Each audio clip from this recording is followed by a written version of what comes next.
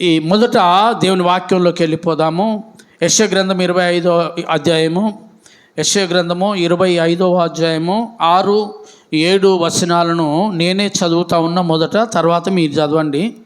ఏమని రాసిందంటే 6, 7 వచనాల్లో, ఈ పర్వతం మీద సైన్యములకు అధిపతి అగు యెహోవా సమస్త జనముల నిమిత్తము క్రొవ్విన వాటితో విందు చేయును.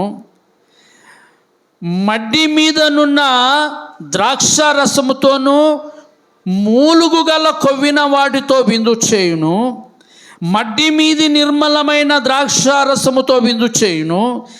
సమస్త జనముల ముఖములను కప్పుచున్న ముసుగును సమస్త జనముల మీద పరచబడిన తెరను ఈ పర్వతం మీద ఆయన తీసివేయును. చాలా అద్భుతమైన వచనము, గుర్తుపెట్టుకోండి.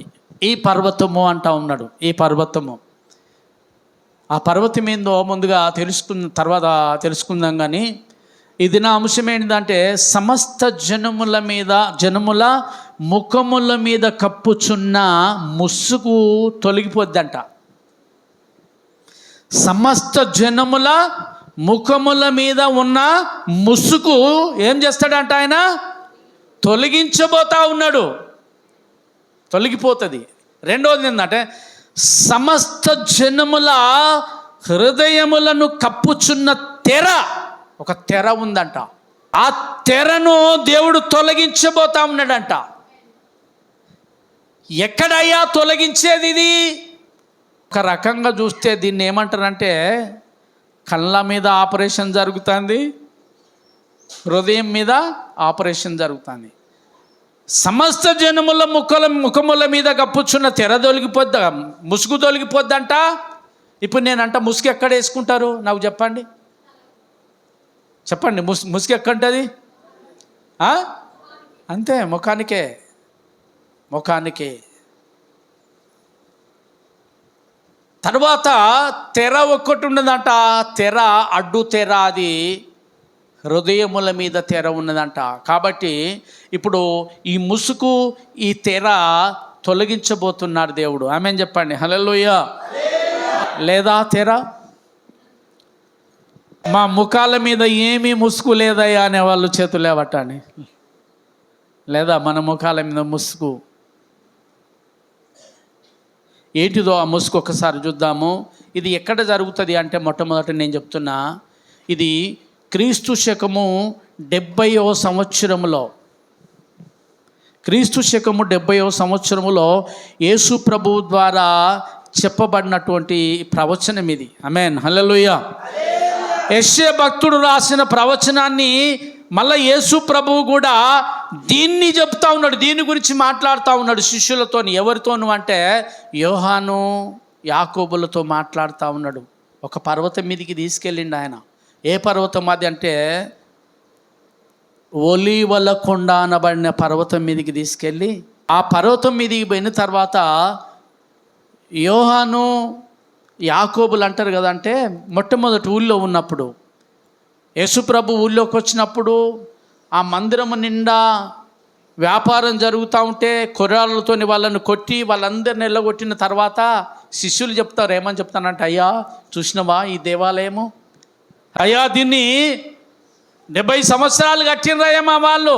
ఇంతకాలం కట్టింది, ఇది కట్టడానికి ఇంతకాలం పట్టిందయ్యా, 40 సంవత్సరాలు పట్టింది. చూడండి ఎంత అద్భుతంగా ఉందో. దీన్ని శృంగారం అను దేవాలయం, ఎంత అందంగా ఉన్నదయ్యా దేవాలయం అని చెప్పని శిష్యులు చెప్పినప్పుడు, అప్పుడు యేసుప్రభు అంటాడు కదా, అంటే ఈ మందిరము ఒక కాలము రాబోతా ఉంది. ఆ కాలమున ఈ మందిరము రాయి మీద రాయి లేకుండా, ఆమేన్ హల్లెలూయా, రాయి మీద రాయి లేకుండా కూలగొట్టబడి, మీరు అంటా ఉన్నారే 40 దినాల కట్టబడ్డది మందిరం అని. నేనైతే 3 దినాలలో కడతా అని చెప్పిండు ఆయన. యేసుప్రభు ఎంత కాలంలో కడతాడట? దాన్ని దేని గురించి ఆ 3 దినాలంటే, రేపు జరగబోయేటువంటి గొల్గొతా పర్వతం మీద, కల్వరి కొండ మీద తను చేయబోయేటువంటి ఆ బలియాగాన్ని గురించి తను పొందబోయే పునరుద్ధానము గురించి చెప్తా ఉన్నాడు ఇక్కడ. అది రాబోయే కాలంలో కూడా అక్కడ ఒక విందు జరుగుతుంది. అది పరలోకము నుండి దిగి వచ్చినటువంటి దేవుడు అక్కడ విందు చేయబోతా ఉన్నాడు, కొవ్విన వాటితో విందు చేయబోతున్నాడు అని చెప్పని చెప్తూ ఇప్పుడు చెప్తా ఉన్నాడు. ఆ విందు జరిగే సమయంలో దేవుడాట ఆ సమస్త ముఖములను కప్పుచున్నటువంటి ఆ ముసుగును తొలగిస్తాడు. సమస్త హృదయముల మీద పరచబడినట్టు ఒక తెర ఉంది కదా, ఆ తెరను దేవుడు తొలగిస్తాడు అని చెప్తా ఉన్నాడు. ఒకసారి చూద్దాం ఏంటిది ఆ ముసుగు ఏంటిదో ఒకసారి. కొరింథీయులకు రాసిన 2వ పత్రిక 3:16. వారి హృదయము ప్రభు వైపునకు ఎప్పుడు తిరుగునో అప్పుడు ముసుగు తీసివేయబడుతుంది.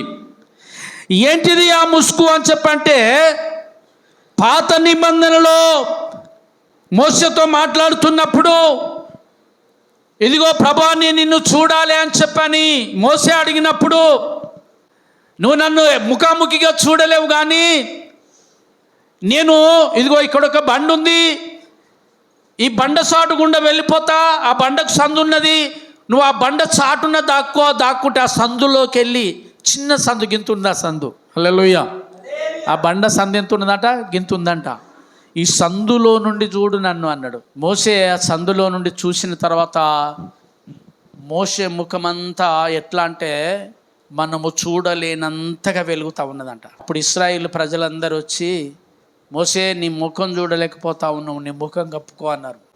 నీ ముఖాన్ని ఏం చేయాలి? కప్పుకో, మేము చూడలేకపోతున్నాం, నీ ముఖాన్ని చూసి తట్టుకోలేకపోతున్నాం అన్నాను. దాని గురించే రాసిండు ఇక్కడ.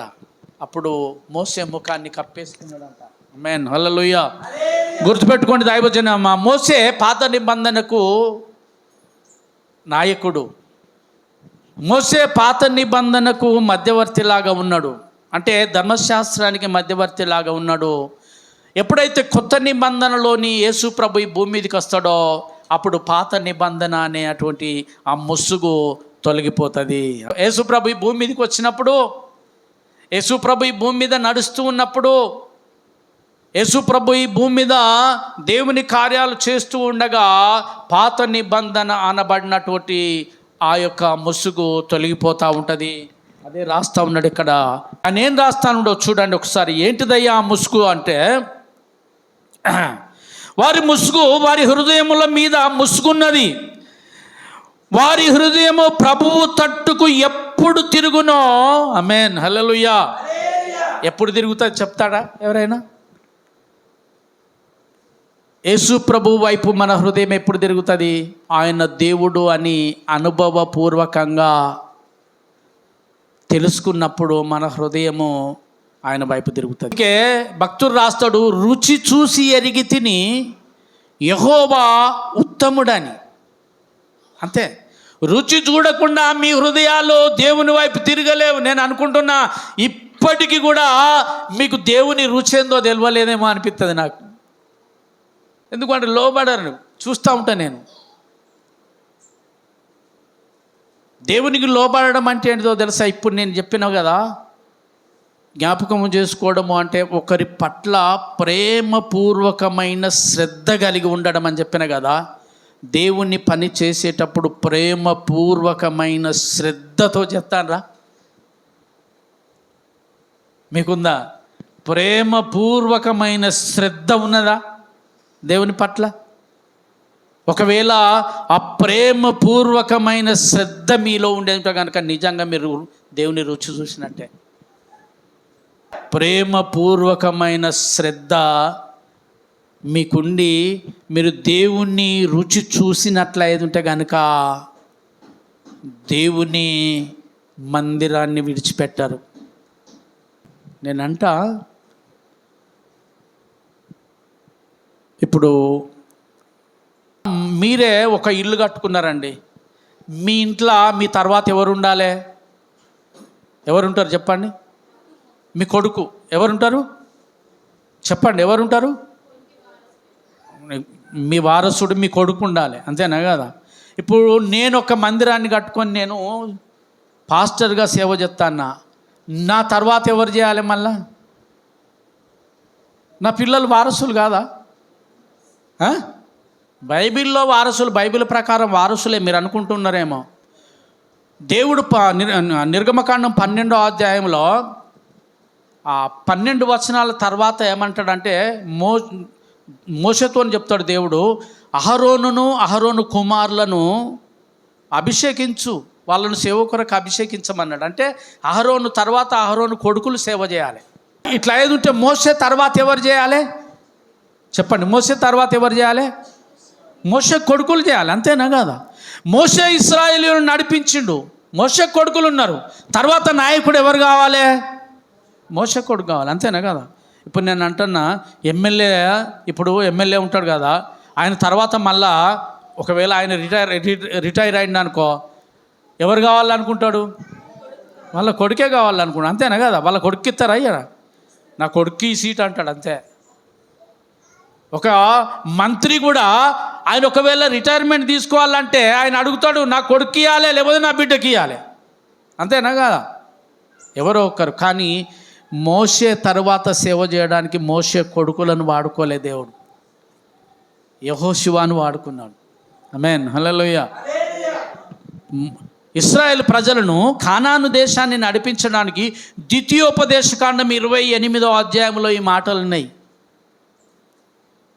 మోషే మాట్లాడుతాడు, ఇదిగో నాకు మరణము సమీపించింది, ఇక నేను మీ దగ్గరికి ఇంతకాలం వచ్చుచూ పోవచ్చు ఉన్నా కదా, ఇక ఇప్పుడు రాలేను, నేను మరణించబోతా ఉన్నా, కాబట్టి మీరు దేవుణ్ణి విడిచిపెట్టకుండా జాగ్రత్తగా నడుచుకోనుడి అని చెప్తూ, ఆ తర్వాత ఆయన మరణించిన తర్వాత మోషే ఇంతకాలం మాట్లాడితే, ఇప్పుడు మోషే పోయిన తర్వాత దేవుడు మాట్లాడుతూ ఉన్నాడు. యెహోషువ గ్రంథం 1వ అధ్యాయంలో. ద్వితీయోపదేశం ఖండం తర్వాత వచ్చేది యెహోషువ గ్రంథమే.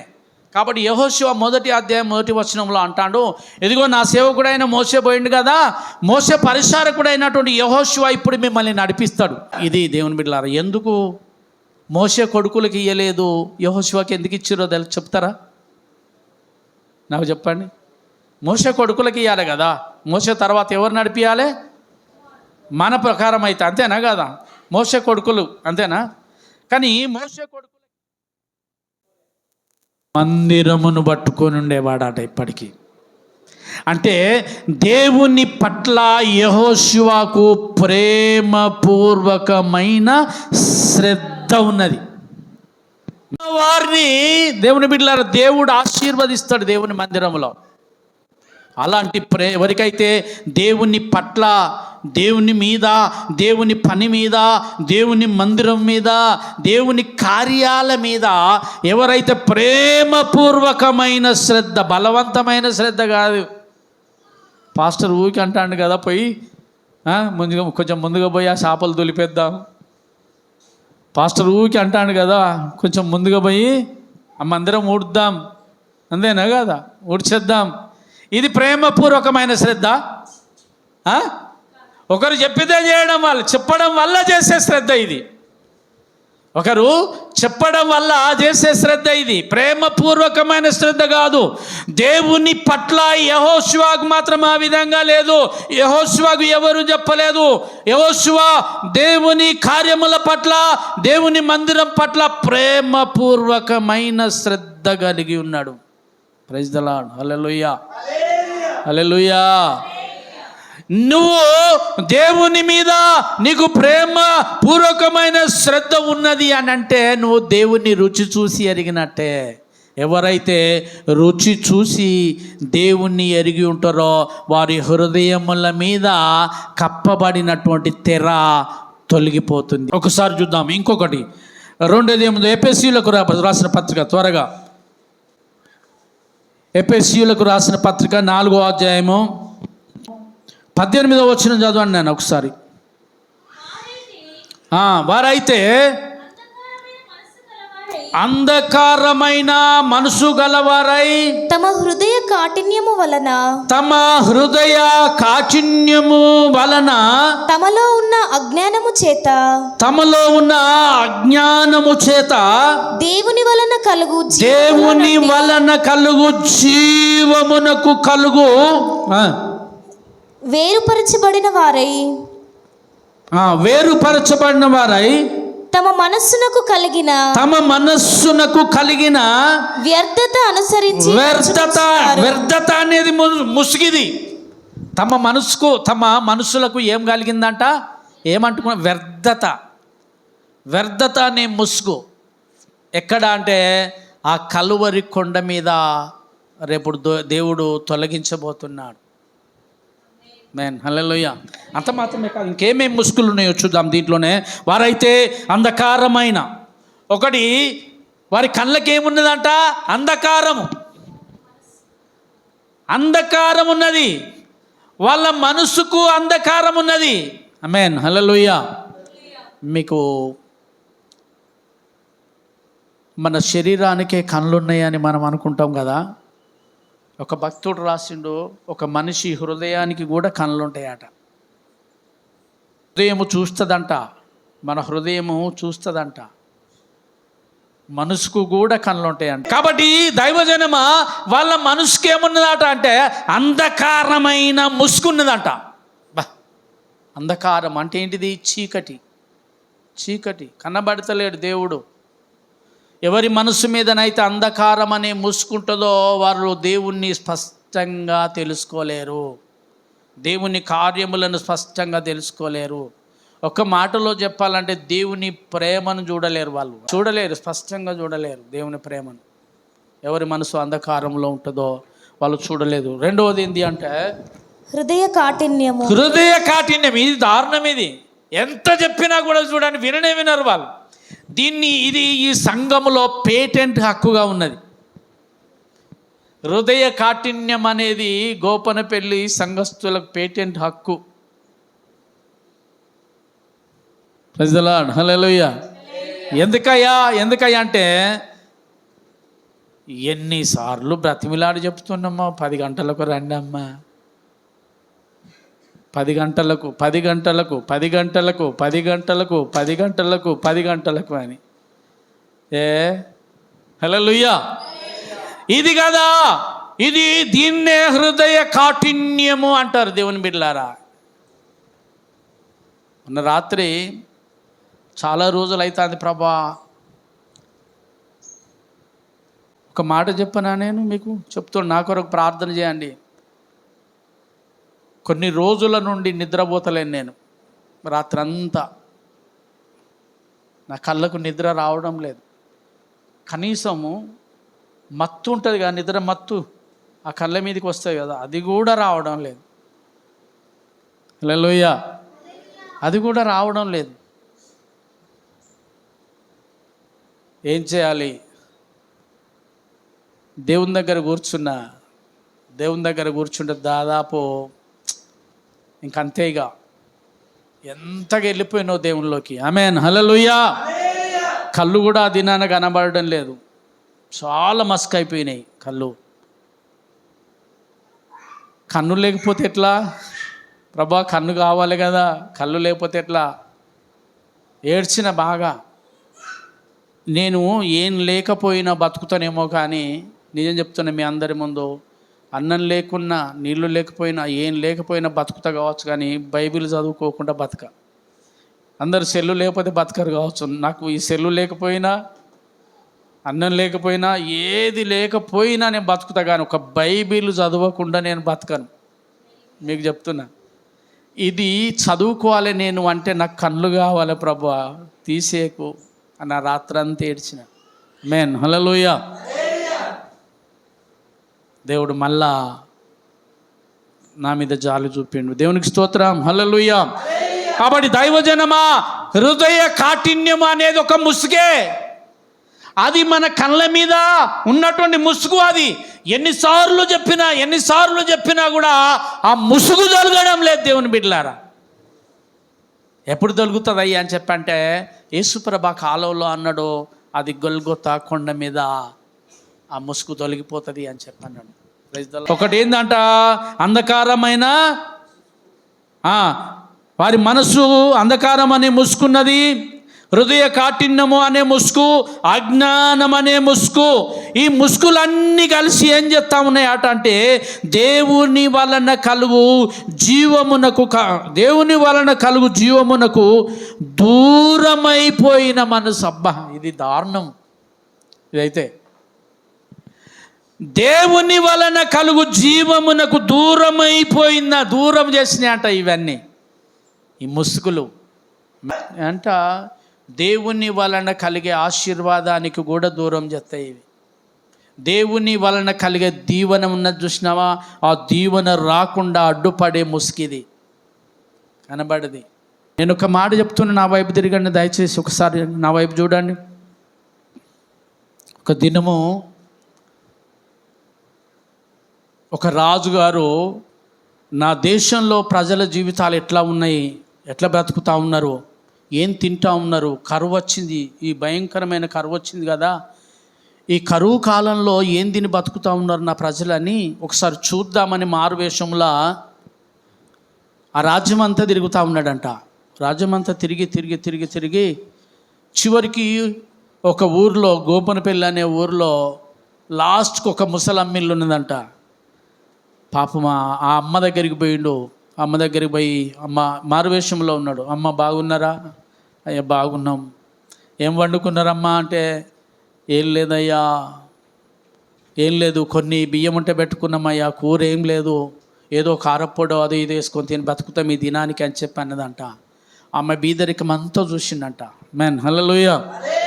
ఆమె బీదరికం అంతా చూసి వెళ్ళిపోయిందంట. ఈయన వెళ్ళిపోయి తెల్లవారి మళ్ళీ వచ్చిండంట. తెల్లవారి మళ్ళీ ఒక గుమ్మడికాయ తీసుకొని వచ్చిండంట. ఏం తీసుకొచ్చిండు?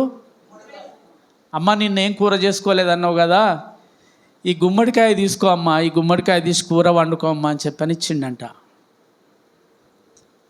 వెళ్ళిపోయిండు. ఇప్పుడు ఈమె ఏం చేయాలి? గుమ్మడికాయ వండుకోవాలి కదా. ఆ పక్కింటోడు వచ్చిండంట. పక్కింటోడు వచ్చి, ఏం సంగతి ఏమ్మా, ఏం కూర వండుకుంటా ఉన్నామని అడిగిండంట. గుమ్మడికాయ ఇచ్చిపోయిండు, వండుకుందాం అనుకున్నా కానీ గింత పెద్ద కాయ నేనేం చేసుకోవాలి, ఇది నాకు అద్దు అనుకున్నదంట. ఆమె అద్దన్నదంట. నాకు వద్దంటే మరి నేను కూర ఎత్తా, నాకు గుమ్మడికాయ అని అన్నదంట. పాపం కూర వస్తుంది కదా, వండిందే వస్తుందని పాపం ఆ కూరకు ఆశపడి గుమ్మడికాయ ఇచ్చేసింది. ఈమె గుమ్మడికాయ తీసుకుపోయి ఆ గుమ్మడికాయ కొత్తే ఆ గుమ్మడికాయ నిండా వజ్రాలు ఉన్నాయంట. గుమ్మడికాయ నిండా ఏమున్నాయి? వజ్రాలు ఉన్నాయి. ఇప్పుడు ఏమైంది ఈమెకు? తరతరాలకు సంపాదించుకునే అంత రాజు ఇద్దామనుకున్నాడు. ఈమె పిల్లల పిల్లలందరూ తరతరాలు బ్రతికే అంత రాజు ఈమెకి ఇవ్వాలని తృష్ణ కలిగి ఆమెకు తీసుకొచ్చిస్తే అందులో ఏమున్నదో గ్రహించలేని అంధకారం. రాజు ఇచ్చిందంటే మామూలు అది బహుమానం కాదా? ఒక రాజే తెచ్చిచ్చిండంటే బహుమానం కాదా అది? ఇది బహుమానము అని దాన్ని ప్రేమించకుండా దాన్ని ఈజీగా చూసేసింది, అంతే తీసి పడేసింది, వేరే వాళ్ళకి ఇచ్చేసింది. జరిగింది ఏంది? అంతే కదా. ఎంత ఆశీర్వాదం కోల్పోయింది. అది దైవజనమ. ఎవరికైతే హృదయ కాఠిన్యం అనే అటువంటి ముసుగుంటుందో ఆ ముసుగులో దేవుడిచ్చే ఆశీర్వాదాలను వారు చూడలేకపోతారు. దేవుడిచ్చే ఆశీర్వాదము, దేవుడిచ్చే దీవెన వారు దూరం చేసుకుంటారు. దేవుని బిడ్డలారా, ఎక్కడ ఉందయ్యా దేవుడిచ్చే ఆశీర్వాదం అంటే? ఇంతకుముందే మనం చదువుకున్నాం. ఇంతకుముందే యెహోవా మందిర ఆవరణములలో ఉన్నది ఆశీర్వాదం. యెహోవా మందిర ఆవరణములో ఉన్నది. దేవుని మందిరంలో నువ్వు గడిపితే ఎందుకు మీకు దేవుని మందిరం మీద శ్రద్ధ పోతుందో నాకు అర్థం కాదు చాలామందికి. మేన్ హల్లెలూయా. గమనించండి, అన్నింటికంటే దేవుని మీద శ్రద్ధ పెట్టండి. దేవుడు మీ మీద శ్రద్ధ పెడతాడు. అప్పుడు మీరు దేవుని మీద శ్రద్ధ పెడితే ఆయన ఏం చేస్తాడు? మీ మీద, చెప్పండి అందరూ, మీ మీద. ఉత్తగా అంటలే, నేను యాకోబు అంటాడు దేవుని యొద్దకు రండి. అంతే కదా. ఎక్కడికి రమ్మంటాడు? దేవుని యొద్దకు రండి, అప్పుడు అంతే. నువ్వు అత్తే ఆయన నీ ఇంటికి వస్తాడు అంతే, నీ ఎంబడి. నువ్వు అత్తే ఆయన నీ ఇంటికి వస్తాడు. నేనంట యేసయ్య నీ ఇంటికి వస్తే ఏం తక్కువ ఉంటుంది చెప్పండి? ఏదైనా తక్కువ ఉంటుందా? యేసయ్య నీ ఇంట్లో ఉంటే ఏందో తెలుసా? బుద్ధి జ్ఞానముల సర్వ సంపదలు అన్నీ ఉన్నాయంట ఆయన లోపల. ఏమున్నది అంటే బుద్ధి ఉన్నది, జ్ఞానం ఉన్నది, సర్వ సంపదలు ఉన్నాయంట. ఆయనే నీ ఇంటికి వస్తాడు. నువ్వు అత్తే ఆయన దగ్గర రావడానికి ఎందుకు నిర్లక్ష్యము? ఈ ముసుగు ఎందుకు వేసుకుంటా ఉన్నావు? కఠినము, హృదయ కాఠిన్యం అనే అటువంటి ఆ ముసుగును తీసేసుకో దేవుని బిడ్డ. సరే మంచిది, ఇంకా ముందుకు వెళ్ళిపోదాం. ఇంకొక మాట నేను అంటున్నా, ఒకసారి మత్తయి సువార్త తీయండి. మత్తయి సువార్త 27 తీసిందా? 54 వచనం చదవండి నాన్న. 54. శతాధిపతి అతనితో కూడా యేసునకు కావలి ఉన్న వారు భూకంపమును జరిగిన కార్యములన్నింటినీ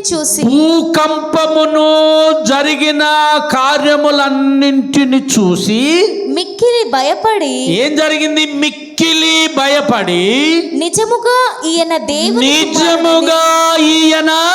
దేవుని కుమారుడు అని చెప్పుకొనిరి. ఆమేన్, హల్లెలూయా.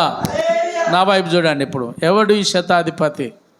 ఎవరు అంటే యేసు ప్రభువును సిలువేసినోడు. సిలువేసేటప్పుడు దగ్గర ఉండి, యేసు ప్రభువును సిలువ వేసేటప్పుడు దగ్గర ఉండి మేకులు కొట్టించి, కొరడాలతో కొట్టించి, ముళ్ళ కిరీటం పెట్టి ఆనందపడ్డవాడు మూర్ఖుడు ఈ శతాధిపతి. అంత మాత్రమే కాదు, సిలువ వేసిన తర్వాత ఆయన అన్నాడు కదా, 3 దినాలకు నేను లేస్తా అని చెప్పని. అసలు ఈ సిలువ మీద చనిపోయిందా లేదా అని ఆ సిలువ మీద యేసయ్య ఉంటే అక్కడ కావలి ఉన్నాడట ఈ శతాధిపతి. ఈయనతో పాటు ఇంకా కొంతమంది కావలి ఉన్నారంట. ఎప్పుడైతే యేసు ప్రభువు ఆ సిలువ మీద తన ప్రాణాన్ని విడిచి తన ఆత్మను దేవునికి అప్పగించుకున్నాడు, అప్పుడు జరిగింది ఏంటంటే సమాధులు తెరవబడ్డాయి. ఆమేన్, హల్లెలూయా. భూమి బండలంట బ్రద్దలైపోయినాయి అని రాస్తుంది. బండలు బ్రద్దలైపోయినాయి, సమాధులు తెరవబడ్డాయి. సూర్య చంద్ర నక్షత్రములో ఏం తప్పినాయి? గతి తప్పినాయి. చీకటైపోయింది భూమి అంతా. అప్పుడు తెలిసింది. అప్పుడు ఆ శతాధిపతి ఆ కండ్లకున్న, ఆ ముఖం మీద ఉన్న ఆ ముసుగు తొలగిపోయింది. అజ్ఞానం అనే ముసుగు.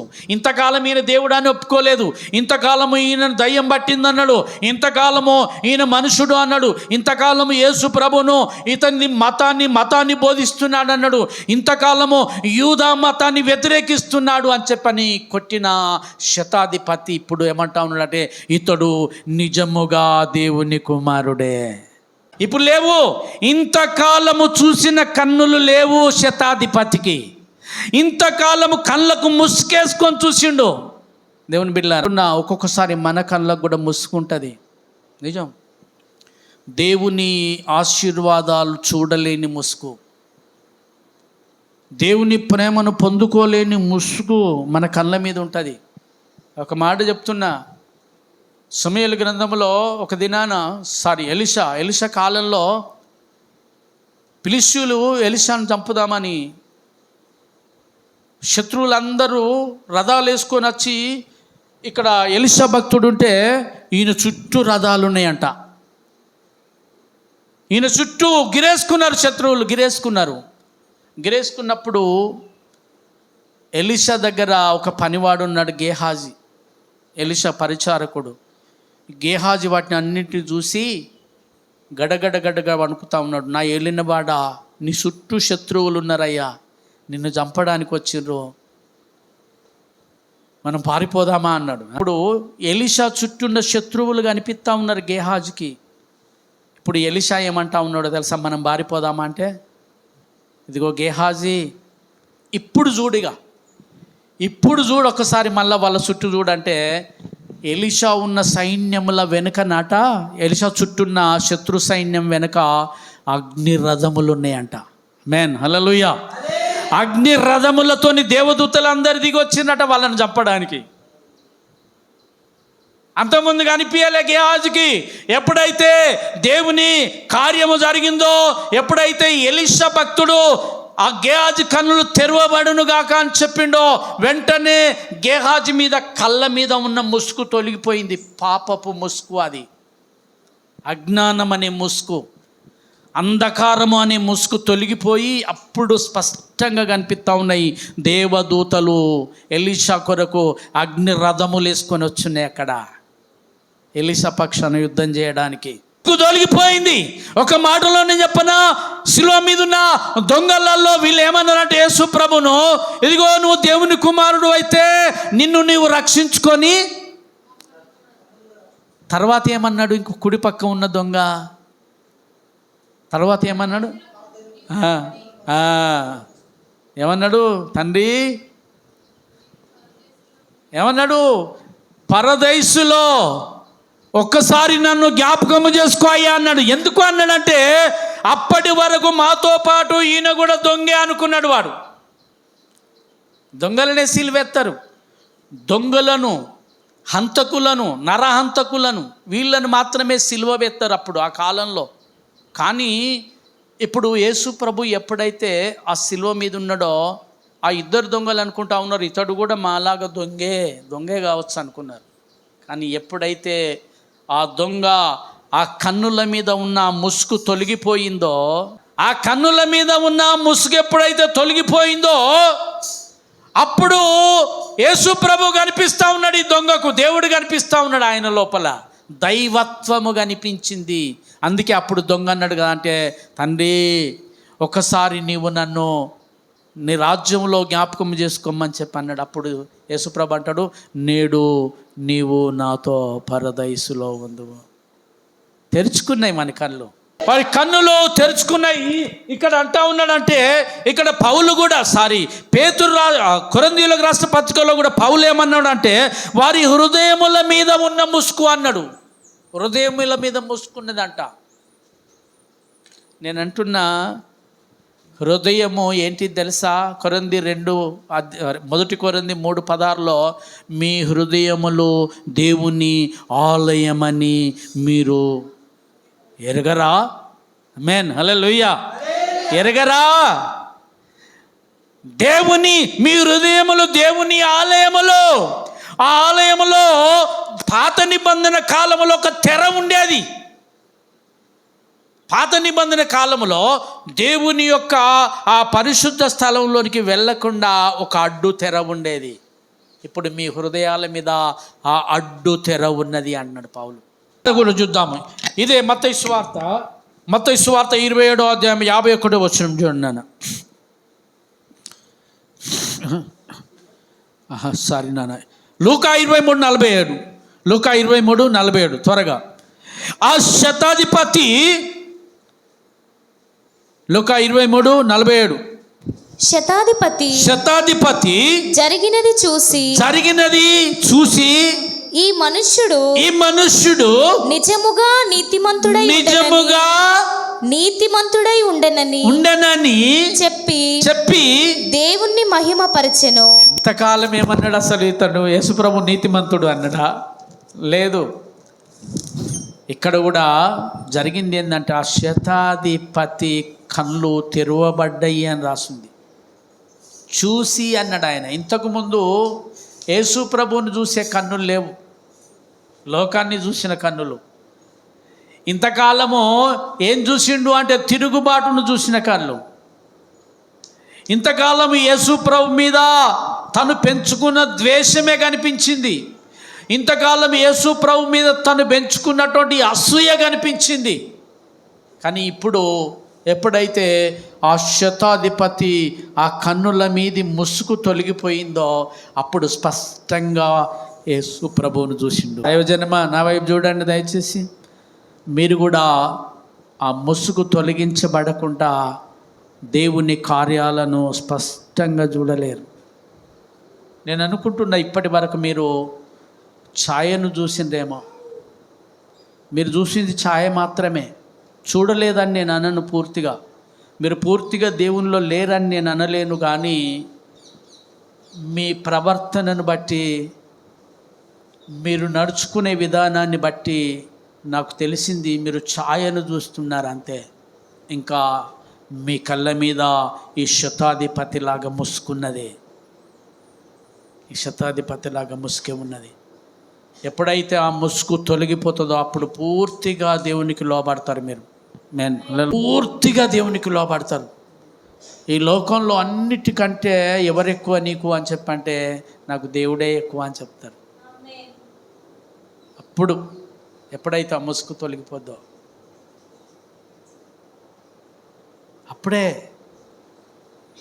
లోకములో నా నిందలు నాపై రాళ్ళైరు విన రంపాలై కోసిన ఎప్పుడైతే శతాధిపతి మాత్రమే కాదు, బైబిల్లో ఈ మాట ఉన్నది, ఆయనను పొడిచిన వారు సైతము రొమ్ముగొట్టుకొనొచ్చు అని రాసింది. హల్లెలూయా. ఆయనను పొడిచిన వారు సైతము, ఎవరైతే యేసు ప్రభువును ఆ యొక్క బరిసె తీసుకొని ఆ బరిసెతో ఆ తులువలు ఆ బరిసెతో ఆయన ప్రక్కలో బల్లెపోటు పొడిచి చూసినవా, ఆ బల్లెముతో పొడిచిన వాడు కూడా నట ఆయన రక్తము ఆయనను పొడిచిన వాని మీద పడ్డదంట. ఒక్క చుక్క పడితే వెంటనే వాని కన్నుల మీది ముసుగు తొలగిపోయి అప్పుడు ఏడుస్తూ ఉన్నాడు. ఆయన పొడిచిన వాడు రొమ్ము కొట్టుకుంటూ ఏడుస్తూ ఉన్నాడు, అయ్యో నేను పాపిని ప్రభు అని. అయ్యో నేను పాపినయ్యా,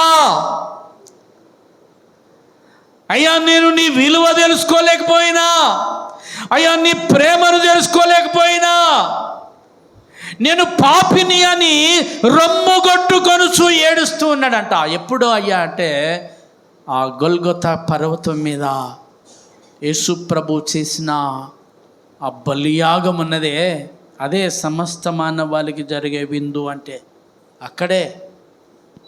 ఆమేన్, హల్లెలూయా, హల్లెలూయా. అది దేవుని బిడ్డలారా, ఆయనను పొడిచిన వాడు కూడా రొమ్ము కొట్టుకొని ఏడ్చిందంట ఆ ముసుగు తొలగిపోయిన తర్వాత. దైవజనమా, ఎక్కడా అంటే ఆ గొల్గొతా పర్వతం మీద, ఆ కల్వరి పర్వతం మీద ఆయన బలియాగము చేయబడిన దినాన. దైవజనమా, ఇంకొక మాట చూద్దాం. యెషయా గ్రంథము 2వ అధ్యాయం, యెషయా గ్రంథము 2వ అధ్యాయంలో కూడా ఒక మాట ఉంది. 2వ అధ్యాయం 11వ వచనం, నరుల అహంకార దృష్టి తగ్గింపబడును, మనుష్యుల యొక్క గర్వము అనగద్రొక్కబడును.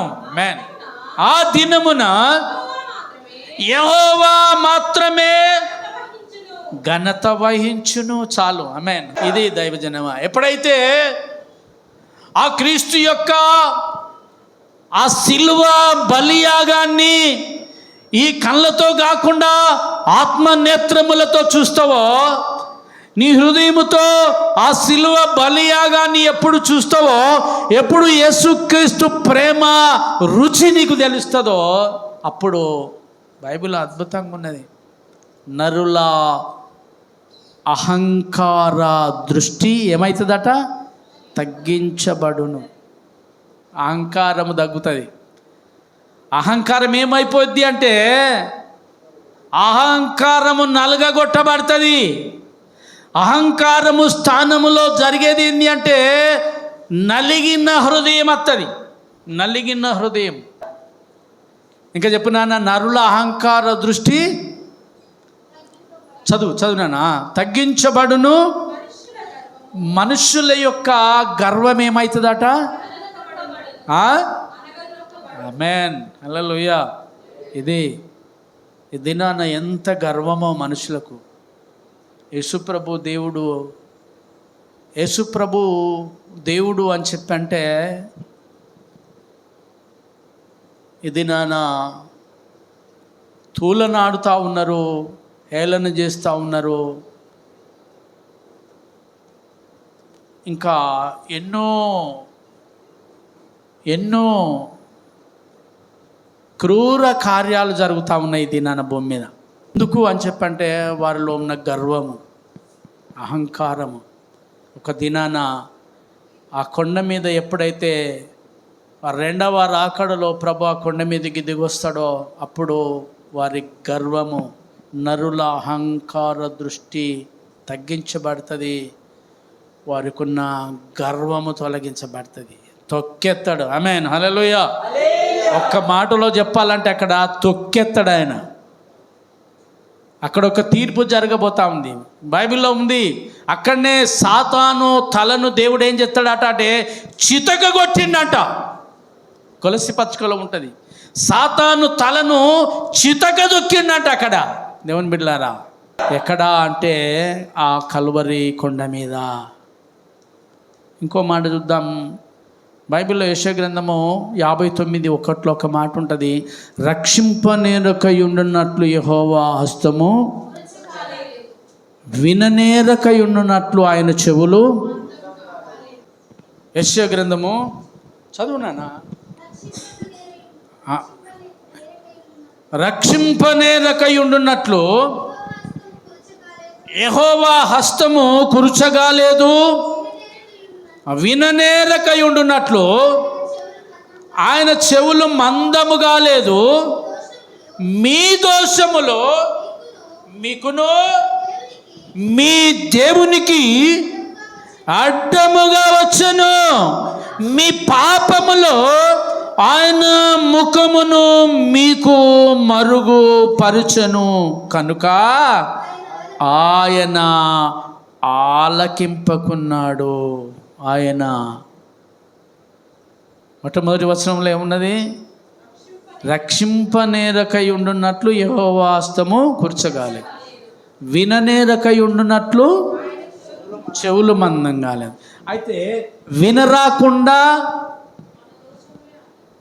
పట్టుకోకుండా ఏం అడ్డం వస్తూ ఉన్నాయంట అంటే మన దోషములో ఆయనకు ఎట్లా అడ్డముగా వస్తున్నాయో తెలుసా? ఇప్పుడు నేనున్నా కదా, నాకు మీకు మధ్యలో ఏమేమి ఉన్నాయి చెప్పండి. ఒకటి ఇది ఉంది, రెండోది ఏంటిది? బల్ల ఉంది. అవునా కదా? ఇప్పుడు నేను పట్టుకోగలనా? చేతులు చాపాలా? పట్టుకోలేను కదా. ఎందుకు పట్టుకోలేనా అంటే ఏం చెప్తారు మీరు? ఇవన్నీ అడ్డం ఉన్నాయి, ఇవి అడ్డం ఉన్నాయి. అందుకే రక్షింపనేరకై ఉండున్నట్లు యెహోవాస్తం కురసగాలేదు. కానీ మీ పాపాలు అడ్డొస్తున్నాయి, మీ దోషాలు అడ్డొస్తున్నాయి. ఆయన రక్షించడానికి సిద్ధమే, ఆయన రెడీ. ఆయన నిన్ను బాగు చేయడానికి, ఆయన నిన్ను లేబట్టడానికి ఆయన రెడీ. పడిపోయిన నిన్ను లేబట్టాలని చూస్తున్నాడు ఆయన. కానీ ఏం అడ్డం వస్తూ ఉంది? మీ దోషములు మీకు అడ్డుగా వస్తున్నాయి, మీ పాపములు ఆయనకు అడ్డంగా ఉన్నాయి అంటాము. విననేరకై ఉండున్నట్లు పరద ఉంది, ఒక పరద. ఆ పరద ఉన్నదంట. ఆ పరద చేయబట్టి ఇప్పుడు పరద ఉండగా చేయట్లే చాపుతాడు ఆయన? చాపలేడు కదా. ఆ పరద ఉండగా ఎట్లా కనబడతారు మీరు? ఆయనకు కనబడలేరు కదా. అందుకే ఎట్లా వినబడుతుంది మీ ప్రార్థన అంటే? వినబడదు కదా. అందుకే రక్షింపనేరకై ఉండున్నట్లు ఆయన చేతులు కురచగాలేదు, విననేరకై ఉండున్నట్లు ఆయన చెవులు మందముగా లేదు. వింటా ఉన్నాడు, కానీ ఆయనకు మనకు మధ్యన ఒక తెర ఉన్నదంట. ఆమేన్, హల్లెలూయా. దేవునికి నీకు మధ్యన ఒక అడ్డు తెర ఉన్నది. అందువల్ల ఆయన నీకు చేయి జాపలేకపోతా ఉన్నా నిన్ను పట్టుకోవడానికి. మన దోషములు ఆయనకు అడ్డుగా రాకపోయేది ఉంటే కనుక నీ ప్రార్థన వినేవాడు, ఆయన నిన్ను బాగు చేసేవాడు. ఆయనకు అడ్డుగా వస్తున్నాయి దైవజనమా. ఇప్పుడు ఏం చేయాలి మరి? తొలగించుకోవాలా వద్దా? ఇప్పుడు మనమందరం ఆయన దగ్గరికి వెళ్ళాలి, దేవుని దగ్గరికి. నేను ముగిస్తా. ఇదే మత్తయి సువార్త 27:59 51 ఒక మాట ఏమున్నదంటే, దేవాలయపు తెర పైనుండి కిందికి చిరిగింది అని రాస్తుంది. దేవాలయపు తెర ఏమైందంటే యేసు ప్రభువును సిలువేసిన తర్వాత పైనుండి కిందికి జరిగిందంట.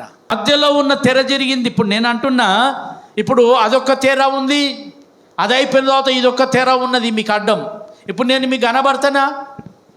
కనబడినప్పుడు ఇప్పుడు ఆ తెర జరిగిపోయింది, ఈ తెర జరిగిపోయింది. ఇప్పుడు తెర జరిగిన తర్వాత మీకు కనబడతానా లేదా? కనబడతాం. ఆమేన్, హల్లెలూయా. ఏదైతే దేవుణ్ణి కనబడకుండా చేసిందో ఆ కాలంలో, పాత నిబంధన కాలంలో దేవుడు కనబడకుండా, విశ్వాసులకు కనబడకుండా కేవలం ఒక ప్రధాన యాజకుడు మాత్రమే వెళ్ళే పరిశుద్ధ స్థలానికి ఇక్కడ ఆ సామాన్యమైనటువంటి జనులు కూర్చుండేటువంటి ఆ ఆవరణము, దాన్ని ఆవరణము అంటారు. ఆ ఆవరణానికి మధ్యలో ఉన్న తెర చినిగిపోయింది. ఆ కాలంలో దేవాలయపు తెర పై నుండి కిందికి జరిగిందట. రెండుగా చినిగింది. కనబడతారు కదా అడ్డమున్న చెర. ఏమైంది ఇప్పుడు చెప్పండి? చినిగిందా? చినిగిపోయింది. ఇప్పుడు ఏమైంది అంటే దేవుణ్ణి ముఖాముఖిగా. అందుకే మనం వచ్చినాం ఇక్కడికి, లేకపోతే మనకు అర్హత లేదు. మెన్, హల్లెలూయా.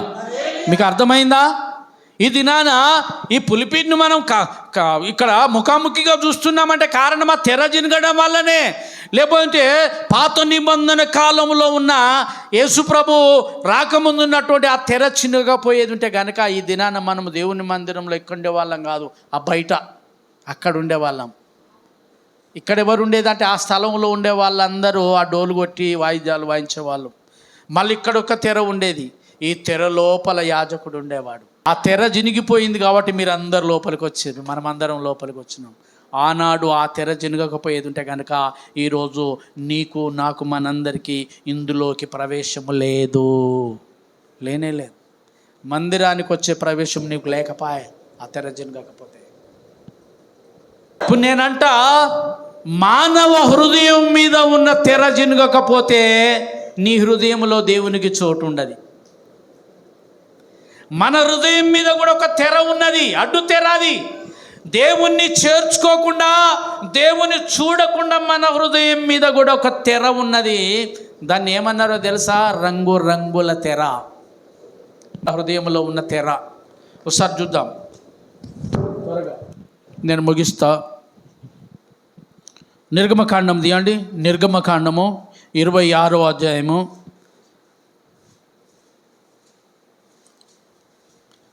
నిర్గమకాండము 26వ అధ్యాయంలో ఒక మాట ఉంటుంది.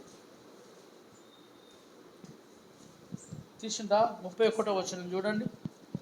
1 మరియు నీవు నీల ధూమ్ర రక్తవర్ణము గల ఒక అడ్డతెరను పేనిన సన్న నారతో చేయవలెను. అది చిత్రకారుని పని అయినా, అది ఎలాంటిది? చిత్రకారుని పని అయినా కెరూబులు గలదిగా చేయవలెను. ఆమేన్. కెరూబులు గలదిగా చేయవలెను. ప్రైజ్ ది లార్డ్, హల్లెలూయా. అది ఏ కలర్ ఉండాలంట ఆ తెర? నీల ధూమ్ర వర్ణములు కలిగి, ఇంకోటి చిత్రకారుని పని. చిత్రకారుడు అంటే చిత్ర విచిత్రాలుగా అల్లికలు చేసేవాడు. విచిత్రమైన అల్లికలు, విచిత్రమైన బొమ్మలు ఉంటాయి, అందులో ఆడేస్తాడు. అలాంటి విచిత్రమైన పనులు చేసే చిత్రకారుని యొక్క నేత పని అయినటువంటి ఒక తెర మన హృదయమే. మేన్, హల్లెలూయా. మన హృదయంలో కూడా అంతే కదా, రంగురంగుల కళలు వస్తూ ఉంటాయి. రావా రంగురంగుల కళలు? వస్తాయా రావా చెప్పండి? రంగురంగుల ఆలోచనలు వస్తూ ఉంటాయి, విచిత్రమైనటువంటి ఆలోచనలు వస్తూ ఉంటాయి. ఈ హృదయాన్ని ఎవడు తయారు చేసిండో? పోయిన వారం మనం చెప్పుకున్నాం కదా, ఎన్ని దిక్కుల తిరుగు, ఎవడిచ్చిండో దీనికి అలుసు అన్నాం మనం. అవునా కదా? అద్దున్నదా? మన మనసుకు అద్దు ఉంటుందా ఎక్కడైనా? ఎవడైనా నేను అంటున్నా తలపెత్తావా దానికి? చెప్పండి, తలపేసి ఆపుతావా నీ మనసును? ఆపలేం కదా. ఎవడిచ్చిండో మరి దానికి అంత అలుసు? దాన్ని అద్దులో పెట్టడో లేడు. మన మనసులో కూడా ఆ తెర ఉన్నది. ఆ మనసు నీ ఇష్టం ఏ రంగులనైనా చూస్తుంది. అది మన ఇల్లుని ఏ రంగులనైనా చూసుకుంటుంది, ఒక మనిషిని ఏ రంగులనైనా చూసుకుంటాడు. అవునా కదా? ఏ రంగులనైనా చూసుకుంటారు. షులమితి అంటది నా ప్రియుడు సుందరుడు మనోహరుడు. మనోహరుడు మనోహరుడు అంటే అర్థం ఏందో తెలుసా? మనోహరుడు. మీ మెడకు ఎవరికన్నా మన మెడల దాన్ని ఏమంటారు? చైన్లు కాదు తల్లి, నెక్లెస్లు. మెడకు ఏముంటుంది? దాన్ని ఏమంటారు? హారము. అంతే కదా? మెడకు హారము నెక్లెస్ అట. మనసుకు హారమే మనోహరము. మనసుకు హారము. అందుకే నా ప్రియుడు సుందరుడు మనసుకు హారము లాంటివాడు. మనసుకు కూడా నెక్లెస్ వేసి పడేసింది ఈమె. చూడండి ఆయన రాసిన ఆయన నా మనసుకు కూడా నెక్లెస్ వేసింది ఇక్కడ. నా ప్రియుడు సుందరుడు మనోహరుడు. మనోహరుడు మనసుకు కూడా హారాన్ని ఎత్తే ఎంత అందంగా కనబడుతుందో. ఈ చిత్రకారుని పని అంటే ఇదే. రంగు రంగుల తెర ఉన్నది మన హృదయం మీద. Praise the lord. Hallelujah hallelujah. ఆ తెర చినిగిపోకుండా దేవుని చూడలేవు నువ్వు. ఆ తెర చినిగిపోవాలి. మనుషుల హృదయాల మీద ఉన్న తెర చినగాలే. ఎబ్రీ పత్రిక తీయండి ఒకసారి 9వ అధ్యాయం త్వరగా. ఎబ్రీ పత్రిక 9వ అధ్యాయం తీసుకొని ముందుకు వెళ్దాం, ప్రార్థన చేసుకుందాం. పత్రిక 9వ అధ్యాయము 3వ వచనము. రెండవ తెరకు కావలా అతి పరిశుద్ధ స్థలమును గుడారముండును. అందులో సువర్ణ ధూపార్తియు అంతటను బంగారు రేకులతో తాకబడిన నిబంధన మందసము ఉండెను. ఆ మందసములో మన్నాగల బంగారు పాత్రయు చిగురించిన అహరోను చేతి కర్రయు నిబంధన పలకలను ఉండెను. దానిపైన కరుణాపీఠము కమ్ముకొనుచున్న మహిమగల కెరూబులు ఉండెను. వీటిని గురించి ఇప్పుడు వివరముగా చెప్పవల్లపడదు. రాసిందా? ఇప్పుడు వీటిని గూర్చి ఇప్పుడు వివరముగా వల్లపడదు. ఆయనే వల్లపడదు అంటాడు. హల్లెలూయా. పౌలే అంటా ఉన్నాడు ఇక్కడ. వీటిని గూర్చి ఇప్పుడు వివరముగా చెప్పుట వల్లపడదు. అదేనా కదా? ఇంతకుముందు ఏం చెప్పినాం మనము? ఏది? పరిశుద్ధ స్థలము, అక్కడ ఆవరణము. రెండవది ఏంది? అతి పరిశుద్ధ స్థలము, ఆవరణము. ఇప్పుడు 4వది నిబంధన మందస్సము కలిగినటువంటి ఆ పెట్టగలిగిన స్థలం ఇది నిబంధన మందస్సము, ఇది పరిశుద్ధ స్థలము, అది ఆవరణము. ఆమేన్. హల్లెలూయా. ఇప్పుడు ఈ పరిశుద్ధ స్థలంలో పరిశుద్ధ స్థలానికి రావడానికి ఒక అడ్డు తెర ఉంది అని చెప్పని చెప్తా ఉన్నాడు పౌలు ఇక్కడ. దాని గురించి వల్లపడదు. కాబట్టి దైవజనమా, ఈ అడ్డు తెర జరిగిపోవాలి. ఆమేన్. హల్లెలూయా. దేవునికి దూరము చేసే అడ్డు తెర మన హృదయాల మీద ఉన్నదేమో చూసుకోండి ఒకసారి. దేవుణ్ణి దూరం చేసే, దేవుని దగ్గరికి వెళుదామంటే అడ్డుకునే అడ్డు తెర అది. ఆ అడ్డు తెర పేరే కొరింథీ పత్రిక 3:16 రాస్తాడు ఆయన. ఏమని రాస్తా ఉన్నాడంటే అంధకారమైన మనసు. ఎఫెసీ పత్రిక 4:18 అంటాడు అంధకారమైన మనసుకు కలిగిన వ్యర్థత, అవిధేయత, ఆజ్ఞాతిక్రమము, ఇవన్నీ ముసుకులంట. ఇలాంటి ముసుకులన్నీ ఎక్కడ ఉన్నాయి అని చెప్పంటే దేవాలయములో. ఆ ముసుకులన్నీ తొలగిపోవాలి. దేవాలయములు ఎక్కడున్నాయి అయ్యా? ఇదంతా దేవాలయమే కదా అంటే ఈ దేవాలయము కాదు, నీ హృదయం అనే దేవాలయము. అందుకే ఆయన అంటాడు మీ హృదయము దేవుని మందిరం అని మీరు ఎరగరా? దానికి తెరలున్నాయి, అది ముసుకేసుకొని ఉన్నది. ఆ ముసుగు తొలగించబడితేనే మీరు సరాసరి దేవుణ్ణి చూడగలరు, దేవుని ప్రేమను రుచి చూడగలరు. దేవుడి మాటలు మనందరి వినికిడిలో ఆశీర్వదించునుగాక.